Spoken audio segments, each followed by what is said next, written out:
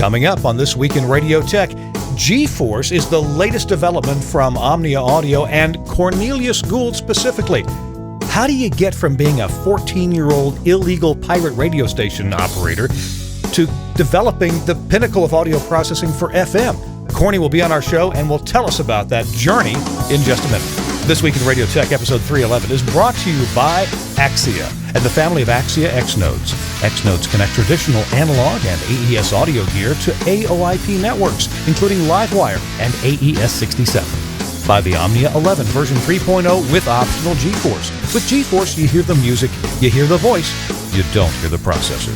And by Lavo and the Crystal Clear virtual radio console. Crystal Clear is the console with a multi-touch touchscreen interface.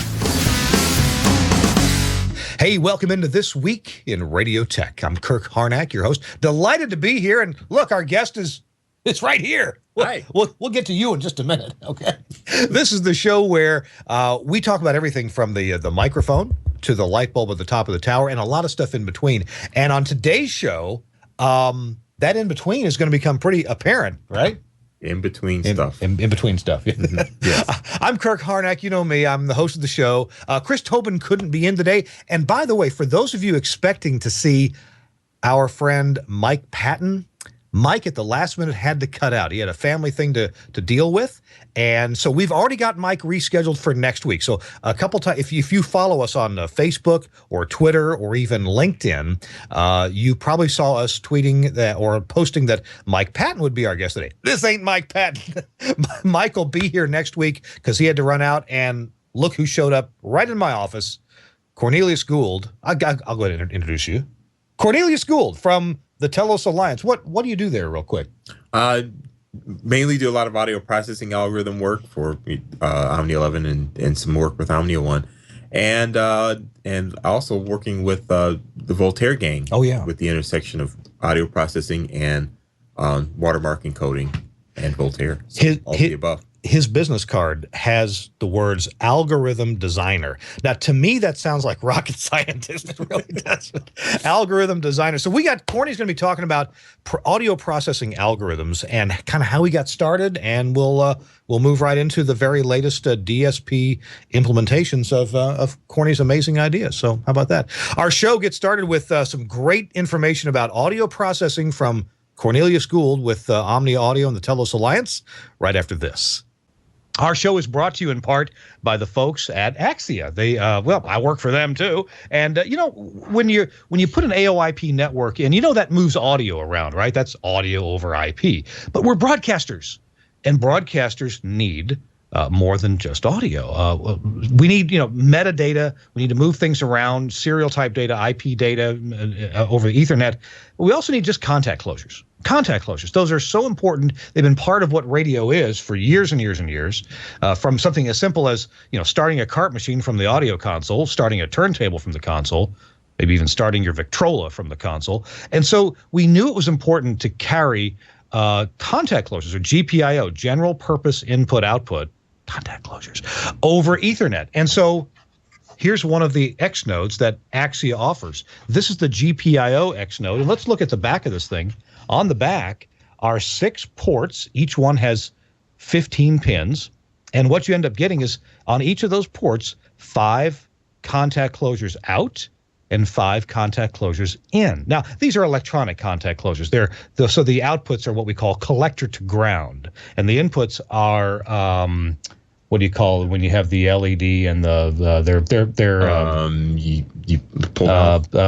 light, what's the word? I can't believe I can't think of this word. There's no electrical contact between your circuit and isolated. This circuit. Isolated, yeah, but they're the optocouplers, opto-isolated. Yeah. Okay, so you got all those. So from this box, you have 30 outputs and 30 inputs for contact closures. You can use these for a tally light. You can use these for bringing in satellite closures from a satellite network. So you've got, your liner, your long liner, a short liner. Maybe you've got the start of the break, where you break away from the network.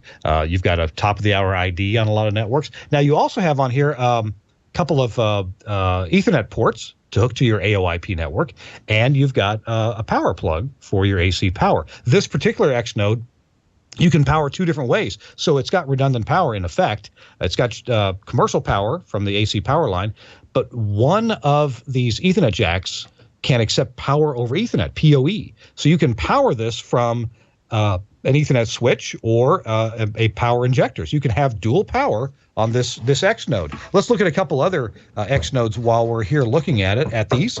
Here is a node that is an analog node. On the front, it looks just the same, but on the back, it has 4 stereo inputs and 4 stereo outputs. These are on RJ11s, but they also have a convenient way to bring these out to XLRs. If you want to be on XLRs, then, oh, sorry, they're on this side here. This is a standard where it's a 25-pin adapter to XLR for inputs and outputs. You get 8 mono ins and outs or 4 stereo ins and outs. Same thing here with the power. You've got AC power and you've got power over Ethernet. So you've got dual power supply capability on this X node. Again, this is how you get audio into and out of an AOIP network for devices that don't have AOIP built in. So you've got an old CD player maybe, or I think I used the example of a Victrola. You've got a Victrola that you need to put on your network. 8-track tape deck. Sure, why not? Now you got microphones, you got speakers, although now there's speakers with AES-67. Mm-hmm. Yeah, that's pretty cool. You don't even need, our goal at Axia is to not sell any more nodes eventually, that every device would have an Ethernet jack on it, an IP address, and be able to talk live wire or AES-67 or Ravenna, because Axia talks all those things. All right, here's one more example. You see this node? Well, here's what's cool. Look at this, fellow television broadcasters. SDI. SDI inputs and outputs. You've got 2 SDI ins, 2 SDI outs. And so your SDI goes in, the video gets de-embedded and delayed as long as you need it. Well, I guess within reason. And then the audio channels can be split off. They can go somewhere else over the AOIP network, like to an audio processor for audio processing, and then returned back to this SDI node. By the way, you can mix and match the channels. Let's say you just want to take the audio that's on channels 1 and 2 and move that to 3 and 4, and take channels 7 and 8 and move them to 1 and 2. Well, that can be a big pain in the television world. This makes it easy. Easy peasy, and it's just it's got a matrix switcher built into it, so you can just switch the audio channels to where you need them with your SDI feed. Does a great job, and also it's got dual power available too. So X nodes, some way to get audio in and out. There's an AES digital in and out, analog. There's also what we call a mixed signal node. It's got 1 mic input. It's got some line inputs. It's got an AES input. It's got line outputs and AES output. And it's got some GPIO all built into one node. And just terrific. In fact, I think that one's still out in the car. I didn't bring that one in yet. Oh. We were doing a demo. So thanks to Axia for sponsoring This Week in Radio Tech. Thanks to the fantastic work developing these X nodes for use in your AOIP network. Really convenient and a size that's just perfect to stick where you need them. They're actually pretty affordable too. Thanks, Axia, for sponsoring This Week in Radio Tech. All right, Corny's here to talk about audio processing. Hello. Hi. Let's get the microphone over there, pointed towards you. There you go. So this GeForce thing, I've seen, Axia's, Omnia has been promoting this. I think we've even had some ads in Radio World. Mm-hmm. But this is kind of a dream come true for you personally, being able to launch GeForce. Why don't you carry us through that story, where this kind of started in the Chameleon days and where you've ended up? Well, in the early days, when I was just a little ute, as they would say, and my cousin Vinny, I built a little radio station in my mom's basement, and as I got a little more range out of it, and everything was great. But the one thing I realized is that it didn't sound like the stations on the radio. It just sounded like whatever I played just sounded like the record on the air. Oh, so besides the FCC license, you were also missing something else to make it sound professional. Right. Yes. It just sounded like a record. Okay. And everybody else sounded more exciting than the record, and didn't know what that was. Figured maybe it's because I'm in mono. So made some changes and figured out how to build a stereo generator, and I was in stereo, which is unusual for a pirate station in the 80s anyway. But so yes, I was in stereo, but it still sounded like the record in stereo, and everybody else sounded all exciting.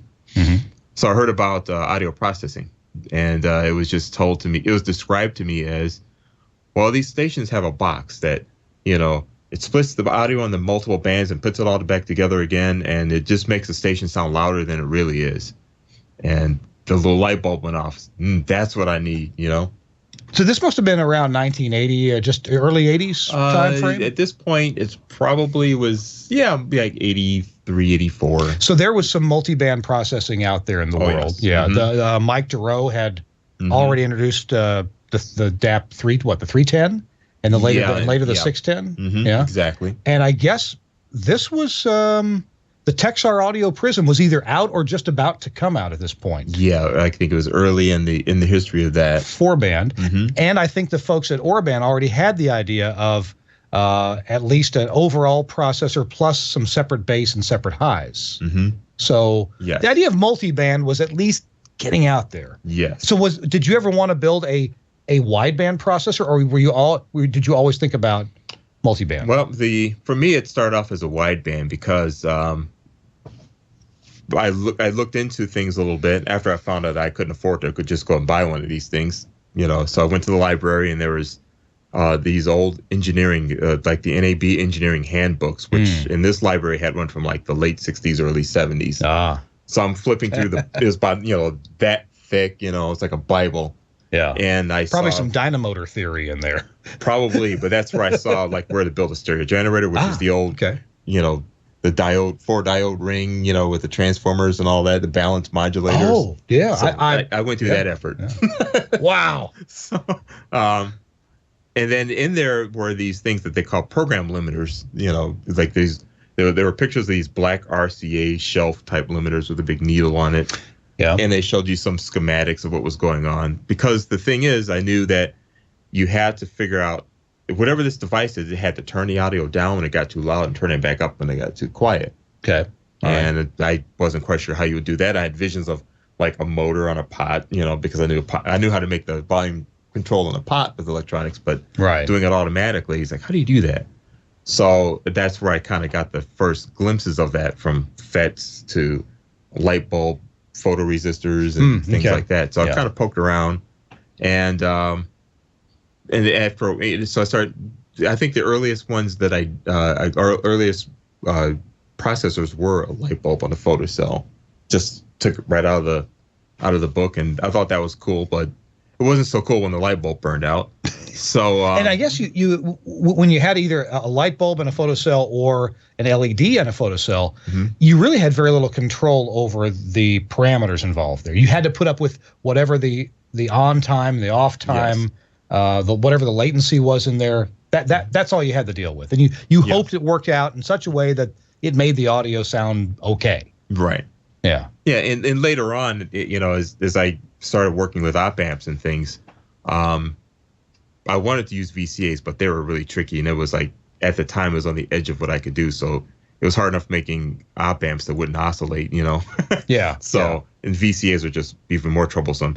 So the LED photoresistors in a can, I started switching to the Vactrol devices. Oh yeah. And they had a whole range. You can get a whole catalog with all kinds of different, on time, off time characteristics. And I picked one that I could work with, and I can build time constants around. So those are my early multi-band processors were made around that.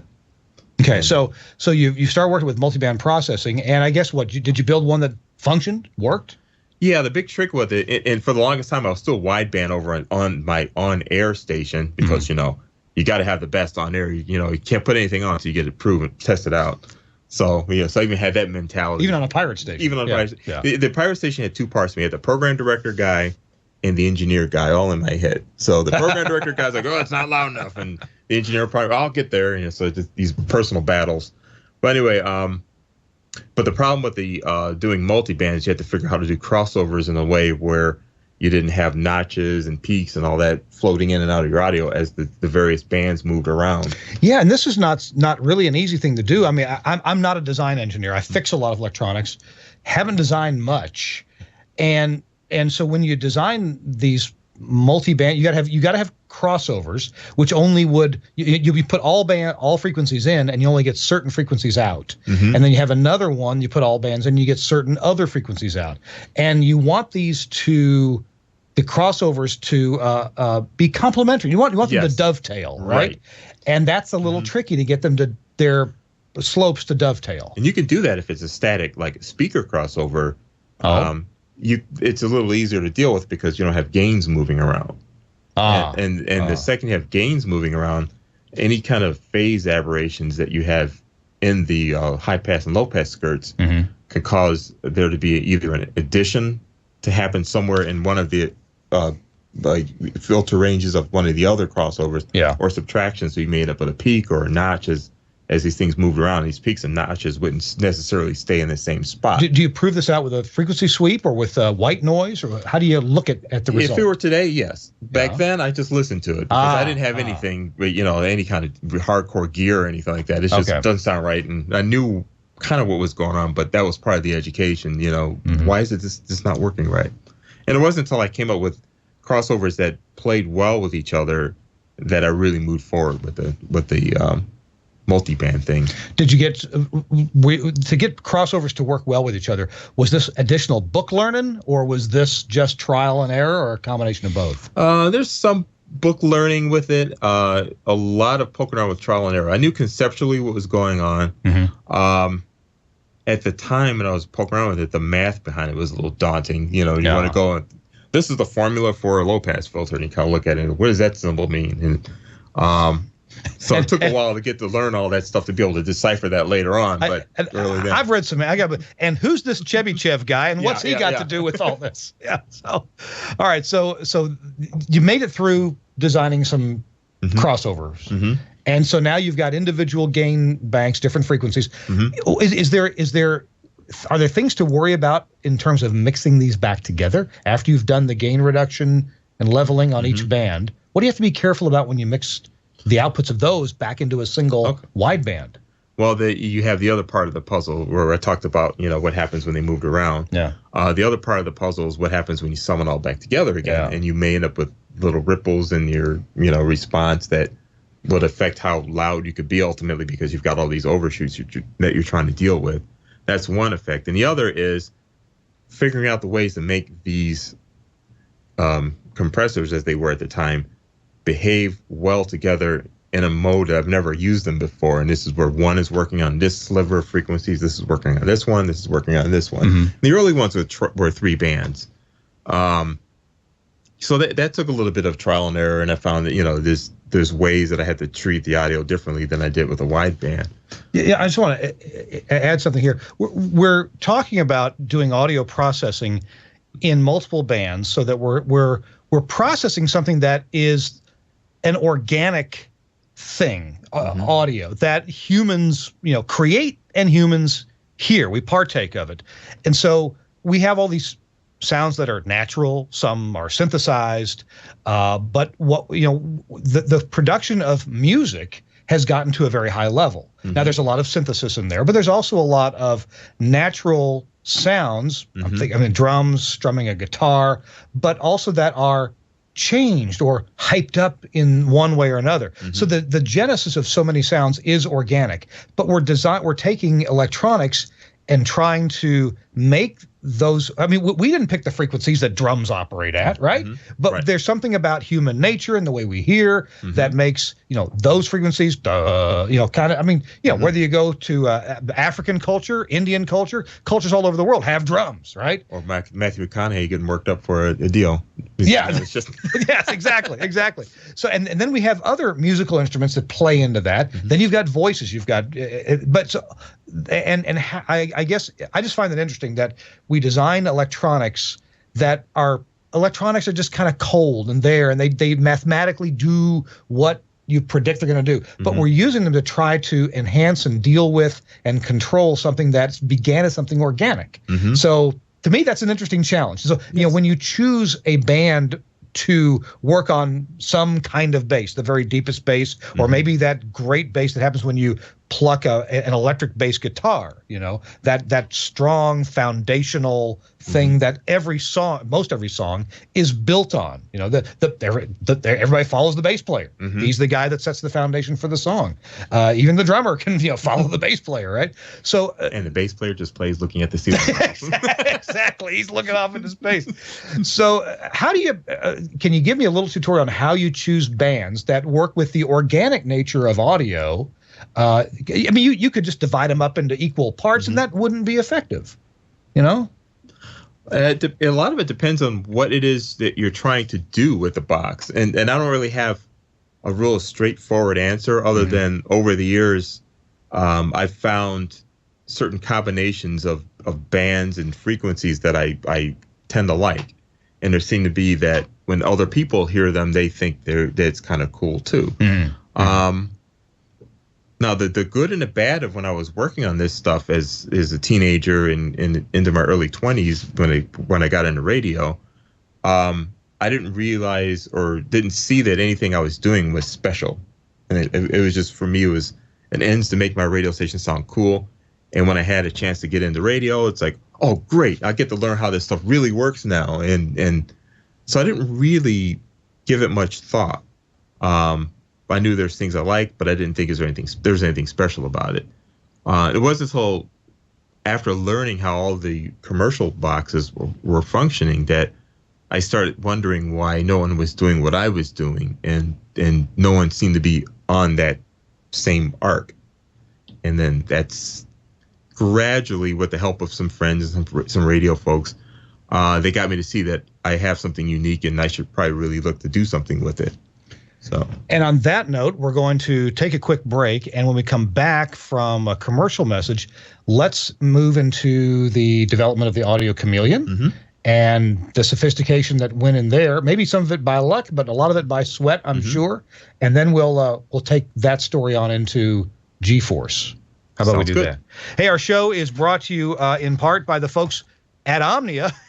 How about, hey, we got the right spokesman right here. The Omnia 11 and this GeForce thing. I guess we're going to have to, Corny, promote a little bit of GeForce before we really get to it. So let's talk about the steak and the sizzle now, and then we'll get to how the beef got slaughtered in just a few minutes. So this is a commercial, right? We're talking about GeForce. Put our commercial ads on. So GeForce is this new software. It's available for an Omnia 11 that you can turn on.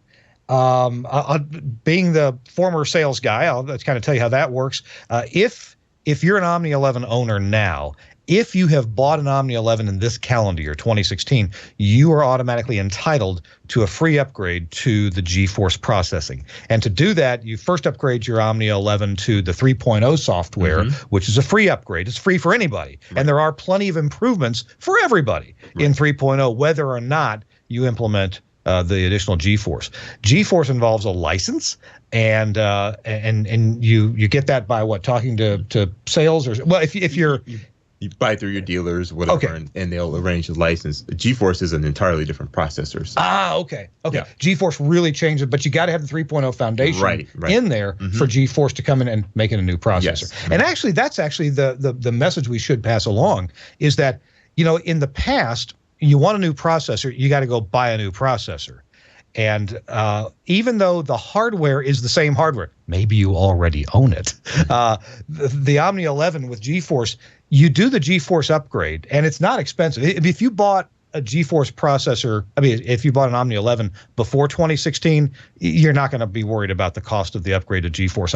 Is it an area? $985. $985. Okay, just under $1,000. And what you get is a processor with a much different architecture.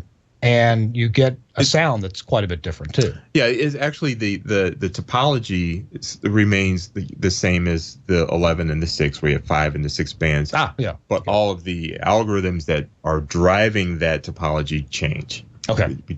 Pull out new engines and everything. Gotcha. By the way, if you install GeForce and you prefer the sound of the Omnia 11 without GeForce, is there a way to go back? Yes. Okay. Yes, you can switch it back to the standard Omnia 11. Okay. Version. Now here's my pitch.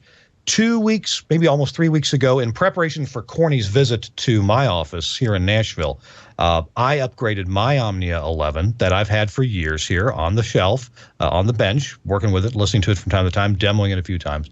I upgraded it to first of all, Omnia 11 3.0, and then to GeForce. And I got to tell you, you hear people say, "Oh, my jaw dropped because the audio was so good." Literally, my jaw fell in my lap. I sat. I've got a player here with 7,000 of my favorite songs, most of them from the '80s, but not all of them. Kirk FM. That's right, Kirk FM.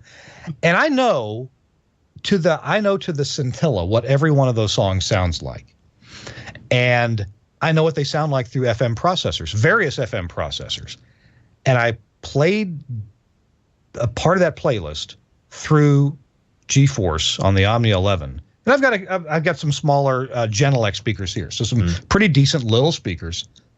My jaw actually dropped. It was amazing, and here's why. Here's why I was amazed, because any FM processor, you expect there to be a bit of that FM sound.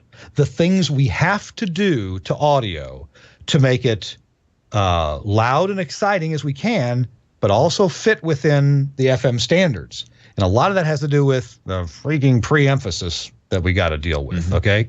So we got to deal with that. And what I heard with GeForce was like,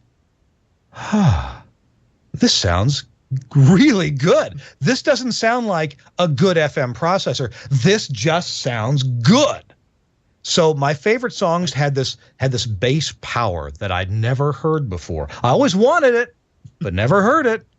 Actually, I've got some. I'm sorry, this ad's going on a while, but I've got some music that this whole series of CDs, Bossa and Roses. So it's Guns N' Roses done in a bossa nova style, and then the Bosses and Stones, Rolling Stones done in a bossa nova style. And it's got a true Jack going, a true Jack FM. Jack FM, and I love the way these CDs are produced. I just love the sound, the thick, rich sound of these CDs. Got incredible, powerful bass. Great bass lines, beautiful soaring vocals, absolutely beautiful, and some rhythm stuff in there that's nice, and some jazzy guitar going on, saxophones going on, beautiful stuff. And they sound good without processing. They sounded better with GeForce. Amazing. And frankly, it made a lot of songs in my library have the texture of those songs that I really like. So that's what I liked about GeForce. And this was listening to the FM output. You can get you can have an FM output from the processor and an HD output from the processor. And you can tell a little bit of difference between them. Obviously, the FM one has had to have pre-emphasis applied to it. And then to listen, you apply de-emphasis. But I'm just amazed at how great they both sound. The FM no longer has that FM sound. It's just great audio. So that's what GeForce does. That's my commercial and my testimonial. I talked the entire time and didn't let the expert talk a bit, did I?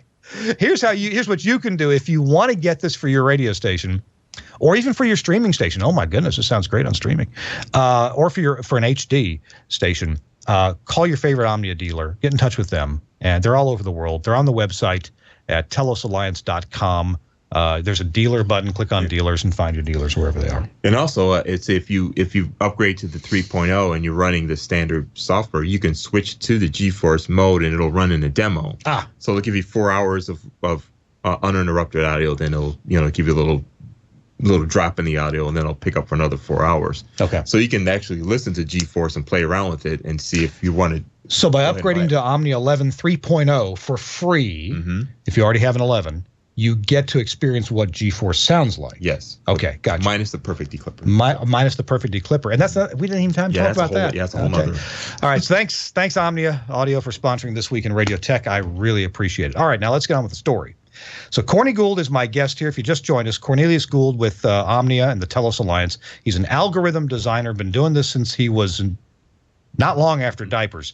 And so you took us through your multiband experiences early on. Then you came up with something called the Audio Chameleon. Yes. All right. Tell me about what did you want to accomplish, and what did you accomplish? Well, it was kind of a natural morphing out of what I was. Part of it was like a hardware change, and then from there I could do more. And whereas the early multiband was all discrete transistors, because as I alluded to earlier, I was trying to figure out how to use op amps and things. Right. And I can make discrete transistor circuits work, but op amps were kind of weird voodoo magic. So well, this was the 80s, right? Yes, it was the 80s. Okay. So I got to the point where I finally just made a stupid little amplifier with an op amp, and it ran, and it wasn't stable. And my God, it sounds better than the transistor amplifiers I had. Do you ever remember, was it a 741 or 5532? 353. Oh, LF353, Sure. Okay. I started working with those. Yeah. And then shortly after that, I went with the 5532s. But okay. All right. So yeah, so after doing that, I started building up processors around these 353s, and that's when I got involved with the photocells, LED photocells. And because the package, the amplifier is just one chip rather than dozens of transistors. Hey, I've got lots of room. I can put more in here. So then I started experimenting around with better crossovers because I wanted 4-band. So I went back and suffered the pain of coming up with a 4-band crossover. Finding out where the right crossover was. Okay. Right crossover points. And at that point is when I had this sound of the low end. I found this great response that gave me great bass. And I had to preserve that by all means. So that became locked down. It's like no matter what, this combination of crossover and slope gave me the bass I like. And by great bass, I don't think you'd mean just a lot of bass, because anybody can do that with an EQ. Right. What do you mean by great bass? It's the combination of that crossover slope and the way the electronics worked in the processor gave me this full, rich bass. And that's the way I would describe it now, listening back to it. When I heard at the time when I heard it, I was like, that sounds pretty good. And but I didn't think much about it. And I'll fast forward a little bit. And it wasn't until later on in the early days when I met Frank Foti, which is when I had a whole head of hair and everything like that, and about this fat here, anyway, we were all in a car. I was playing these tapes to them where anybody who knew me from high school on out, I would assault their ears with it. What do you think about this sound? And most people had no idea why I was asking. Why are you asking? Well, I like the song. No, not the song. What does it sound like? Does it sound good? Anybody who knows me from way back when would tell me that I would. That was the one thing that everybody. Oh, here he comes again. He's got another tape for me to listen to. So I was doing this in the car, and Foti was in there, and we just met each other, and he goes, "Hey, bud, do you have an equalizer on this?" So there's an equalizer in the chain. No, on this recording. What do you mean? Between the radio and the cassette recorder? No, it's just right off the radio. There's nothing. It's right off the radio. Yes. How are you getting that bass? What do you mean? I don't know. It's just bass. No, what are you doing to get that bass? I guess I'm EQing a little bit. I don't. I didn't understand what he's talking about. It's like, well, I don't. Okay, it's just bass. And it wasn't until later on that I realized, wait, this is a guy that is making audio processors now, asking me how am I getting this bass? So it must be something to this. So I went back and listened to it all, the recordings of it with a critical ear, and it's like, there is something cool going on with this bass in here. So anyway, just getting ahead of myself, but that's something I established early on. It's something I just kind of liked, and I could live with it, and I was happy with it, and it became like a signature of the Chameleon. And then as I got all the other bands going, everything was great. By this point, it's like the early 90s or so, and I saw the Audio Prism, and was kind of inspired in a big way by what the Prism was doing. The Texar Audio Prism. Texar Audio Prism. 4 bands. And as I recall, their advertising touted that the Prism sounds better because it has the ability to decide to compress or expand or do nothing. And every other product on the market was either moving one way or the other all the time. Yes. All the time. And so the Prism could say, this doesn't need anything right now. So how did that inform you? That right there was the magic point. It's like a processor that decides something. So right away, my mind jumped way beyond what the Prism was doing. And it's like it went into this mode of what if we can make a processor that can make a decision to do something because this happened in the program signal, and all these little things I was wrestling with, all these ideas came back to me. How can I make this so that the processor can adjust for this automatically and do this automatically and do this, and maybe have it come down where there's only 4 controls to do it all. And so eventually the Chameleon would evolve to the point where it was, you had your mix of the 4 bands, and then you had like a density control, and it's just this handful of controls.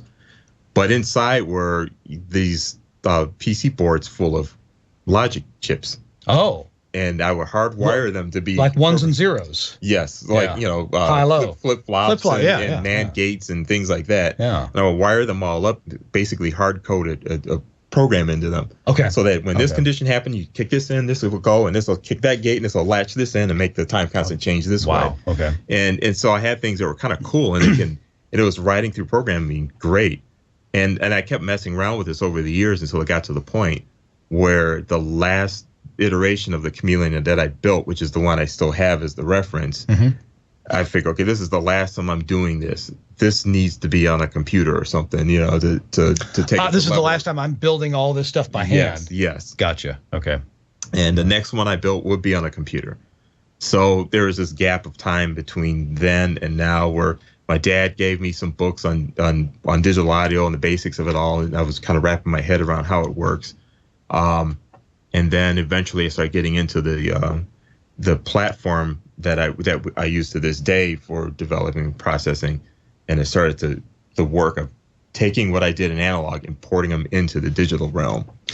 So this thing called I imagine part of the reason you called it the Chameleon was because it would adapt to the audio. Yes. And that's amazing to me that you could think about the conditions of the audio for different formats, different songs, different textures. Think about, but it doesn't matter if it's Shirley Bassey or the Kinks. If these conditions are met, it's going to sound best if I do this. Right. So that's what's going on to some degree. Okay. All right. The idea was to kind of get the processor to get itself out of the way. Kind of blend in with the music, dial in your settings so that you kind of wrap yourself around the music, and rather than just forcing the music into some artificial, condition. And actually, traditionally, that's how we think about audio processors. That the music has to be forced through this funnel and this funnel and this funnel, and until it all comes out all funnelized, right? Yes. But your Chameleon idea didn't work that way. Right. Okay. The funnels could change and morph and okay. All right. Now, before we get into the final part, talking about how you've applied this now in the DSP world, I want to ask, just from a listener user point of view, if I listen to a song, what's a great popular song? What's a song that you think it will? What's a song that you used a lot to? In development? Oh, it depends on what area you're talking about. There was a lot of stuff in the 80s that I would use, and one of the go-to artists during that time period was Phil Collins. Anything he did, or the Genesis stuff. There was name a song. What's a Phil Collins song? Oh, any pop song, like I don't know, In the Air Tonight. Okay. Okay, In the Air Tonight. Okay. Well, that one has some slow parts. Yes. And plus, it got some strong. Yes. Okay. So if you're listening to that song, and let's say I don't know a whole lot about what I'm listening to, but I listen to that song through a traditional audio processor, one that we may highly regard, or any of several that we highly regard, versus listening to it through your idea of how processing should treat music. What's the difference? What am I going to hear different between these? Well, in that song in particular, as you point out, it goes through a lot of different iterations as the song progresses. Yeah. You've got the opening where you want it to be airy. You want the levels to be there so you're not reaching for your volume control, but you want to have preserved the feel of the original production with the opening, all the space around the instrumentation and his voice. You don't want it to be all smooshed together and just feeling like it's like rammed into your nose the whole time. You want to give it some air. And then when the drums kick in, that's a whole nother thing. And being in the 80s, everything had to have reverb on it. And, the stories you always hear is that, the reverbs were new and it cost a lot of money. Record companies would buy them and say, you better use this reverb, because we paid good money for it. So they put reverb on everything in the multi-track. And, and Phil Collins would use it with the gated reverb on his drum that made his signature sound. On the CD, you would hear the drum and you hear the reverb tail and then the gate. A lot of processing at the time, what it would do with the music of that era was you would never hear the actual drum hit. You'll just hear the reverb, and the reverb would tail off. Oh, you wouldn't hear the smack. Right. That smack wouldn't make it through a traditionally designed audio process. Yeah, so rather than a snap and the shh, all you heard was whoosh, whoosh. You know, in adjusting processing, I've always had that problem where I get a preset and I try to make it a little bit louder, and I always describe it as smack. The smack wouldn't go through. Right. So I would basically tell the multiband, well, the wideband and the multiband compressors don't attack so quickly. So it would slow down their attack time, so that rise, that smack would get through them, but then it would meet the limiters. And the limiters, I mean, somewhere we got to do something. Right. I would even try slowing down the attack of the limiters and let the clipper handle that. And then that would bring about its own set of problems. Now, if you did this judiciously, you could make a single song sound great, but then it may not sound great on something else. Right. So the Chameleon idea helped to solve that. Right, and that was the whole idea. Is you give it a target, you give the brain of the Chameleon, and the brain evolved over time. Yeah. And in GeForce, it's the computer, because it literally is running on a computer. Yeah. So you give it a target. When you set these attack and release controls, what you're really saying is, I want it to sound like this. And and people ask, why don't you give me numbers for attack and release? Because as I said, it's very rarely anything that you would give it. It's always moving, and it does whatever it has to make it sound like you said this. So it's all relative. Yeah. So the controls have numbers, but they're not milliseconds or seconds or microseconds or anything like that. Think of them as targets. They're targets. Okay. I want the sound of slow attack, and I want all the benefits of slow attack. You take care of the rest, and that's what the Chameleon does. Wow. Okay. Now, so you took the Chameleon. You were pretty happy with what you had there, but I think you were out of space in the analog design world. Well, I could keep going in the analog design, but it'll get crazy. I mean, it was getting to the point where it was already taking me 2 or 3 months just to make one of these things by hand. Every time I had another idea. And the other part of the process that really is very time consuming is when you're trying to prove an idea, it takes you a couple of weeks to build up like one of these boards to test something, and 30 seconds to know if you got it right or not. Oh. So 30 seconds, no, that's not it. And there's another 2 weeks to figure out what happened, and another 2 weeks to actually build up another idea, try it out. No, not quite it. And that was getting old fast. So in software, obviously you can make changes a lot quicker, recompile, run your audio through it, and you've got, okay. So let's, what time is it? Yep, okay, we have time right now. Let's transition then. Tell me about the transition from analog design into DSP design or coding design, and we'll finish this up with, you have found some issues with some maybe reference code or example code, and you have found ways, hey, we've been doing this a little bit, we could do it better than we have been in DSP. So give me the transition story there. All right, so I get a hold of a development system, as I said. I actually played around with one early on when my first go around in Telus when I was working in support. Frank gave me a little Frank Fody gave me one of these little Shark DSP development systems. So I had some time poking around it. So I had an idea of what's to come, and it just didn't.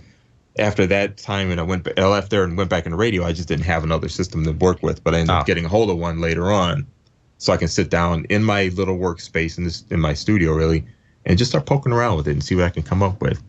So so the main goal was to see, can I take what's in analog and make it work exactly the same way in DSP? And I got to the point after working at it for probably good 2.5 years or so, where it was something. It was doing some of the things that I had in analog was happening. Other things were not. Other things I was doing better. But as a whole, it was something, and it was something that was kind of cool. And that's about the time I teamed up with Frank, where Frank was working on a clipper. So we started after hours when he was done with his doing his Omnia stuff during the day, and I was done doing the engineering stuff. We would get together from time to time, about once a week, drag my whole computer up to the office and connect it to his computer, and just saw what the two of them did together. And eventually got something where it's like, this is pretty decent here. And was what eventually became the first Omnia 11. Okay. And which gets into the other thing where I talk about this audio Chameleon, and you're probably aware of us saying Chameleon technology during the orange face version of the Omnia 11, as I'll call it. And And I was reluctant to say it was the Chameleon because it really wasn't, but it was borrowing a lot of things from Chameleon that I was able to transfer over. So that's what that name was all about. But I didn't want to really talk about this whole Chameleon idea until I actually had it running, and, which was enough time later that the Chameleon name was out there for a while, and we really needed something new. Yeah. And so that's when our marketing guys decided to use the GeForce. For it's two heads to the thing. Part of it's just because of my last name with the G in there. Yeah. And they all know I'm in the rocketry, so the GeForce thing they thought would be a cool thing to use for to naming this new beast. So now you've got what really is Chameleon in there running, but it's GeForce because we've already used the name and burned it out at this point. So the Chameleon name. The Chameleon name, yeah, gotcha. Okay, so let's before we go to break, then give me a little clue about, hey, maybe some other designers. I'm talking about other companies. Maybe they're I don't want to give any clues. Maybe they're missing something. You found that, hey, reference code and the way that we normally do things in DSP. There may be some better things. There may be some adjustments that can be made to the code. I'll put it this way: I've been ever since DSP processing's come out. I've heard the comment circling around over and over again. Yeah, these things are okay, but they're never as good as analog. I mean, I love the analog boxes better, and DSP just can't lick it. And for the longest time, it was just like, just come along with the times, people. It's old tech. This is new tech. We could do so much more and have things be pure in DSP versus the analog days. Part of the problem with analog that I know very well, and listening back to boxes, you hear it, is that as the temperature and humidity changes in the room, all the analog boxes change their sound somewhat. They sound different from time to time. Yeah. And if you get enough of them in the room, you realize that no two of the analog boxes sound the same. I don't care whose it is, an 8100, whatever. They all have their own sound to them. Yeah. Every prism sounds a little different, but that's just the nature of analog.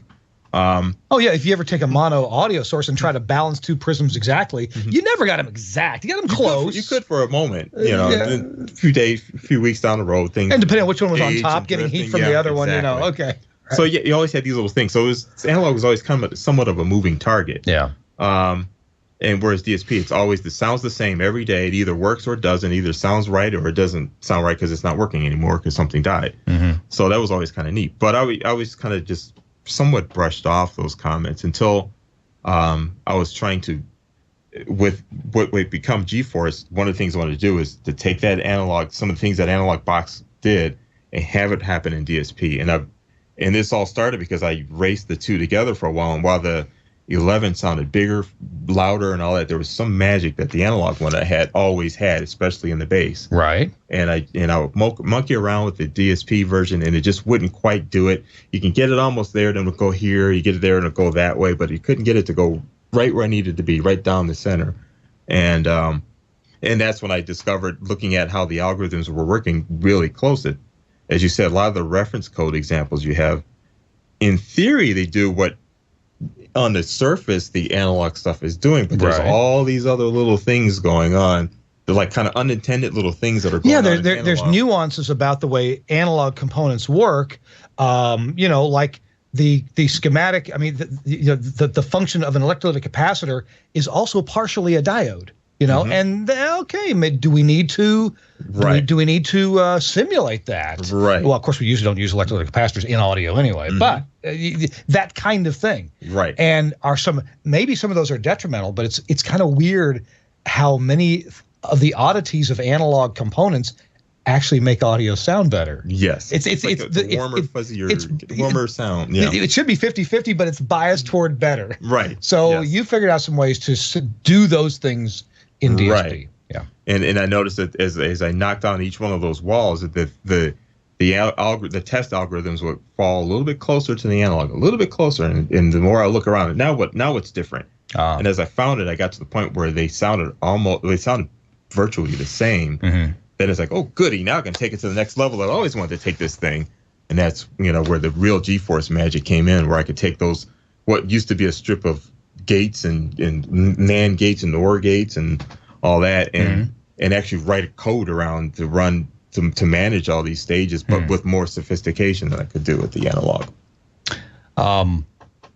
So I have visited Omnia back, 10, 12 years ago when Frank was really developing hard, and I'm sure he still does this, but he would play the same difficult cut of music over and over and over again, and it would drive everybody nuts. And my question is, do you do that?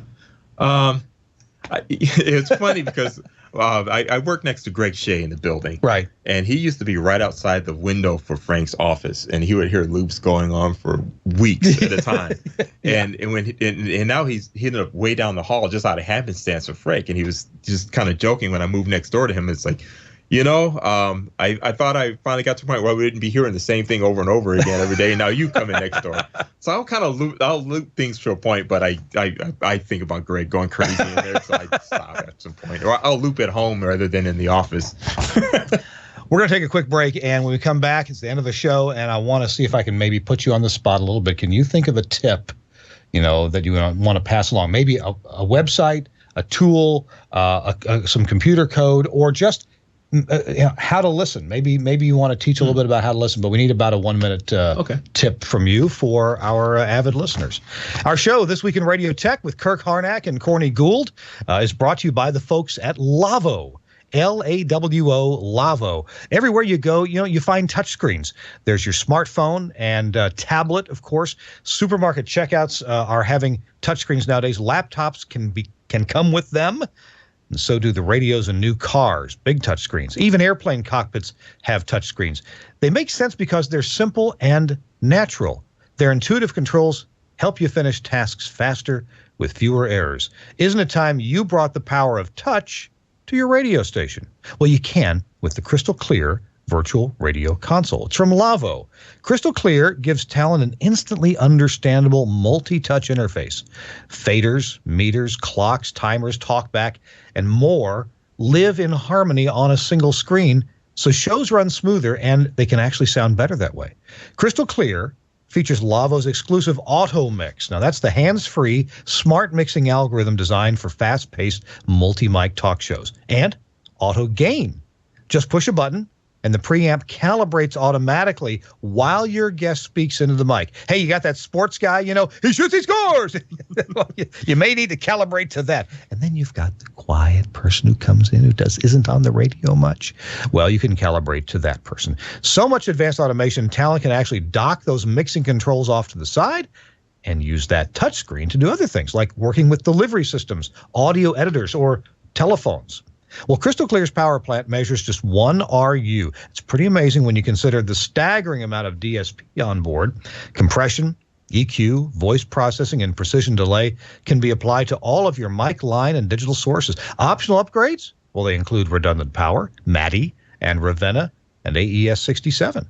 All of this power costs no more than you'd spend for an ordinary board. So are you thinking about a new console? Don't decide before you check out Crystal Clear from Lavo. Go to www.lavo, that's LAWO.com, and read about it. You can give Bill Bennett a call at Lavo USA.